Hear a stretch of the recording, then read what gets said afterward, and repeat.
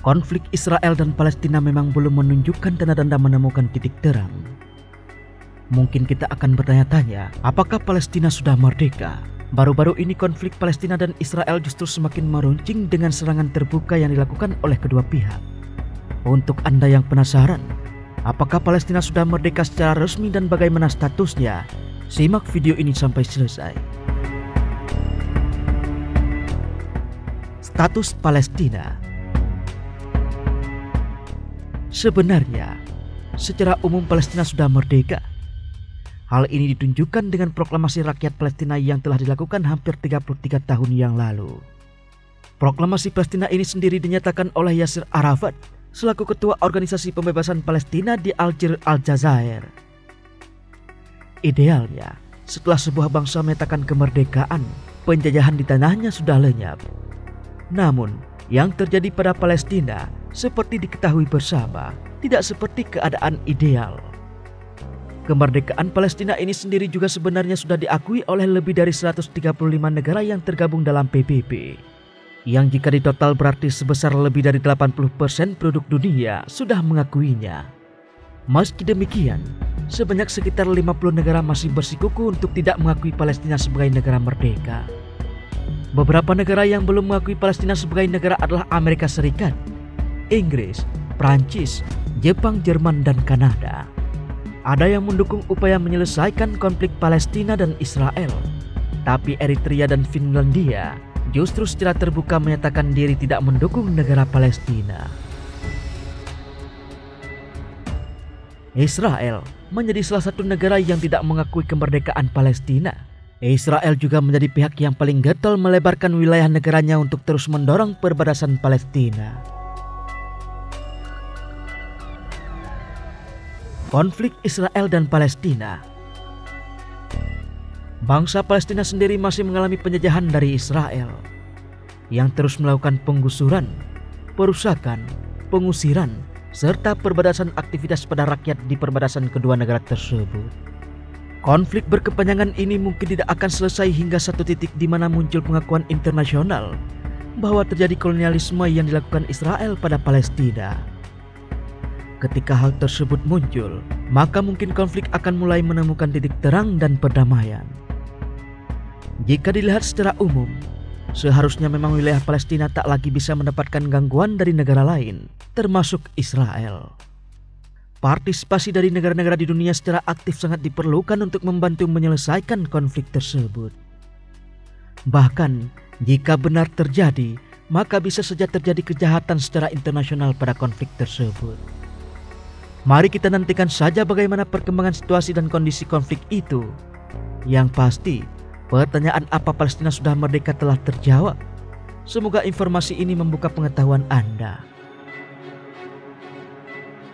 Di sisi lain, Israel dikabarkan mengakui adanya negara Palestina. Hal ini seiring dijadikan solusi dua negara untuk perdamaian wilayah tersebut. Dan hal itu pertama kali terungkap dari mulut Perdana Menteri Israel Yair Lapid. Yair Lapid mengutarakannya saat berpidato di depan Majelis Umum Perserikatan Bangsa-Bangsa PBB pada 22 September 2022. Dari sebuah sumber menyatakan, ia menekankan solusi dua negara untuk menyelesaikan konflik tak berujung Israel dan Palestina. Sebagian besar orang Israel mendukung visi solusi dua negara, begitu katanya kala itu. Ini adalah pertama kalinya dalam beberapa tahun seorang pemimpin Israel secara terbuka menyatakan dukungan untuk solusi itu. Langkah tersebut memungkinkan munculnya sebuah negara Palestina merdeka dengan negara Israel sebagai tetangganya. Presiden Palestina Mahmud Abbas dalam kesempatan yang sama menyambut positif Lapid. Ia meminta keduanya duduk di meja perundingan. Ujian nyata dari keseriusan dan kredibilitas posisi ini adalah pemerintah Israel duduk di meja perundingan segera untuk menerapkan solusi dua negara katanya. Hanya aksi politik demi pemilu, namun sikap ini ternyata mendapat tanggapan sinis pengamat Palestina. Sebagian besar analisis politik Palestina mengatakan bahwa mereka tidak yakin dengan pidato Lapid. Itu diyakini hanyalah aksi politik untuk memikat pemilih Israel Arab dalam pemilihan umum. Yang kala itu, pemilu dijadwalkan pada 1 November. Tidak serius dan tidak menawarkan apa-apa, Begitu kata seorang profesor ilmu politik di Universitas Al-Quds, Ahmad Rafiq Awad. Lapid membutuhkan suara dari Israel Arab dan dukungan dari partai-partai kiri untuk menang dalam pemilihan berikutnya, sehingga pemimpin Israel mengambil PBB sebagai kesempatan untuk mempromosikan kampanye itu, tambahnya. Pemilihan November sendiri menjadi duel antara Lapid dan Benyamin Netanyahu yang sempat menjadi Perdana Menteri 1996 hingga 1999 dan 2009 hingga 2021. Netanyahu sendiri mengomentari pernyataan Lapid dengan amarah, di mana dalam pesan video berapi-api ia mengatakan bahwa Perdana Menteri saat ini menempatkan orang-orang Palestina kembali ke pusat panggung internasional dan mengirim Israel kembali ke lubang. Padahal jika ditarik ke belakang, Netanyahu juga pernah menyerukan solusi dua negara di PBB pada tahun 2016, tetapi dia tidak pernah merealisasikan itu.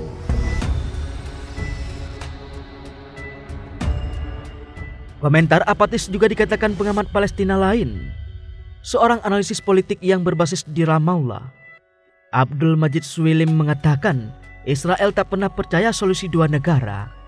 Tidak ada Perdana Menteri Israel di cakrawala yang mungkin menuju solusi politik nyata dengan Palestina. Israel tidak percaya pada solusi dua negara, tegasnya. Menurut Haitham Darahmeh, analisis politik lainnya, solusi dua negara tidak ada lagi, mengingat peningkatan pembangunan pemukiman Israel yang merusak tanah Palestina hari demi hari, di samping ketidakpatuhan Israel dengan PBB dan internasional. Jajak pendapat. Mengutip jajak pendapat terbaru Institut Demokrasi Israel, hanya 31% orang Yahudi Israel berpikir bahwa pemerintah baru setelah pemilihan umum harus mencoba untuk memajukan solusi dua negara. Sementara 50% orang Yahudi Israel menentang langkah tersebut. Pembicaraan damai langsung antara Israel dan Palestina berhenti pada akhir Maret 2014. Itu setelah Israel menolak permintaan Palestina untuk mendirikan negara merdeka bersama Israel di wilayah yang dianeksasi Yahudi pada tahun 1967.